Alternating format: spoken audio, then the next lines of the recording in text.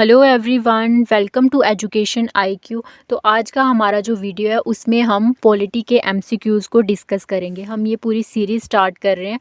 इसमें आपको डेली के 10 एमसीक्यूज़ पॉलिटी के हम लोग करवाएंगे। आप किसी भी एग्ज़ाम के लिए अगर प्रिपेयर कर रहे हो तो आप यहाँ पर खुद को डेली इवेल्युएट कर सकते हो, क्योंकि हम इसमें पॉलिटी के डेली चैप्टर वाइज एमसीक्यूज़ को डिस्कस करेंगे। तो आज हमारा जो टॉपिक है जिसके ऊपर हम एमसीक्यूज़ डिस्कस करने वाले हैं वो है the constitutional development of India. तो स्टार्ट करते हैं। फर्स्ट देखते हैं, फर्स्ट क्या है। In which of the following acts the provision was made for the establishment of Supreme Court at Calcutta. आपको बताना है कि इनमें से किस एक्ट में, यानी कि इनमें से किस अधिनियम में कलकत्ता में सुप्रीम कोर्ट की स्थापना का प्रावधान किया गया था। फर्स्ट हमारा ऑप्शन है रेगुलेटिंग एक्ट 1773। ऑप्शन बी है Pitt's India Act 1784। Option C है चार्टर एक्ट 1813 और ऑप्शन डी है चार्टर एक्ट 1833। और अगर आपको ये पहले से पता है इसका आंसर तो आप क्या कर सकते हैं, इसका ऑप्शन पहले टिक कर सकते हैं और खुद को इवेल्युएट कर सकते हैं। तो इसका जो है आंसर है वो है option number A, Regulating Act 1773। अब देखते हैं सेकंड क्या है।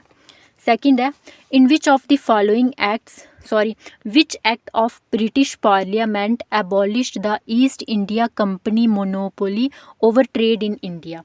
आपको बताना है कि ब्रिटिश संसद जो है, ब्रिटिश संसद के किस एक्ट ने भारत में जो हमारा ट्रेड था उसके ऊपर ईस्ट इंडिया कंपनी की जो मोनोपोली थी उसको ख़त्म कर दिया था। मोनोपोली यानी कि जो हमारा सिंगल सेलर होता है उसको हम बोलते हैं मोनोपोली, यानी कि सोल सेलर है हमारे गुड्स का, उसका कोई क्लोज सब्सटीट्यूट्स नहीं है, उसको हम बोलते हैं मोनोपोली। तो आपको बताना है कि इनमें से कौन सा एक्ट है। फर्स्ट ऑप्शन है हमारा रेगुलेटिंग एक्ट, ऑप्शन बी है Pitt's India Act, option C है चार्टर एक्ट ऑफ 1813 और ऑप्शन डी है नन ऑफ द अबव। तो इसका आंसर जो है वो है that is option number C, Charter Act of 1813। Next देखते हैं which of the following act introduced a bicameral legislature at the centre.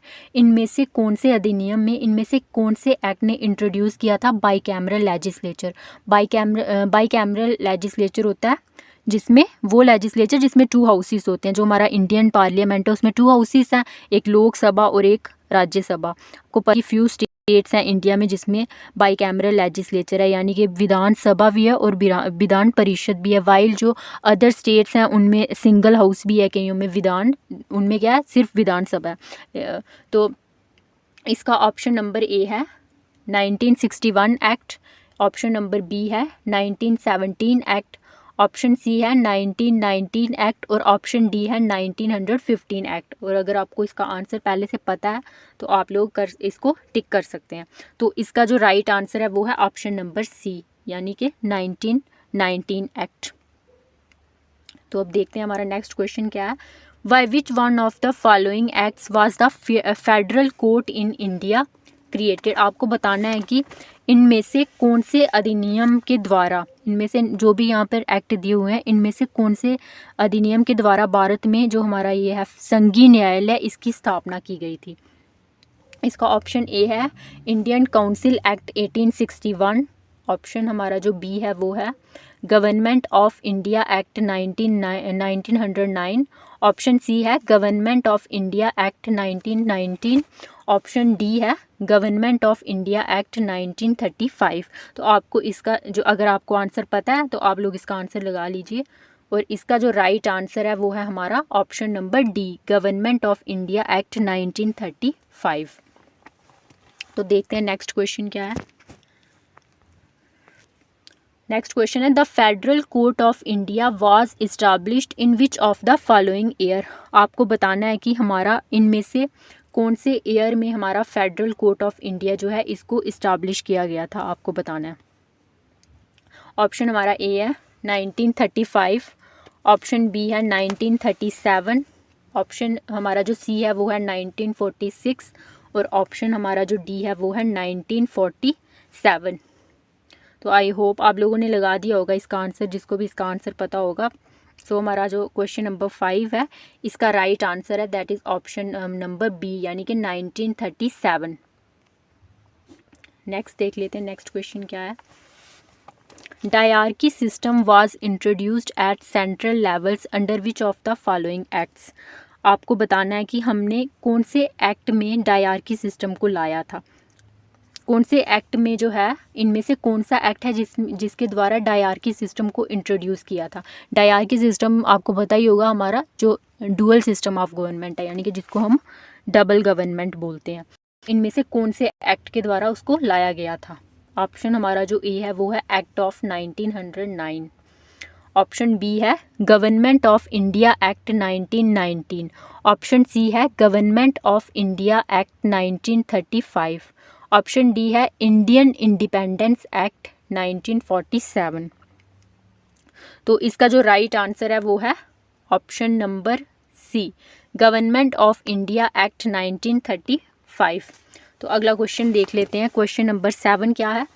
The distribution of power between centre and states as in the constitution of India is based on which of the following plans.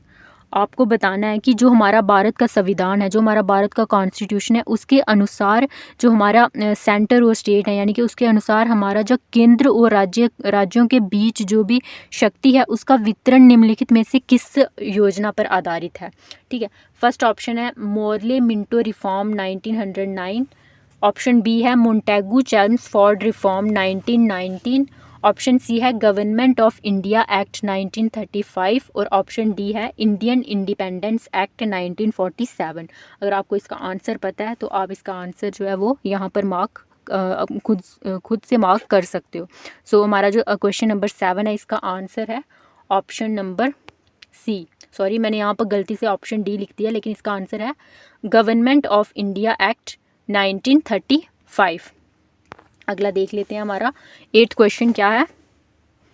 Bye which of the following acts legislature council of India receive the power to discuss the budget. आपको बताना है कि इनमें से किस अधिनियम द्वारा भारत की जो हमारी विधानसभा है, विधान परिषद को बजट पर चर्चा करने की शक्ति प्राप्त हुई थी। आपको बताना है इनमें से कौन सा एक्ट है।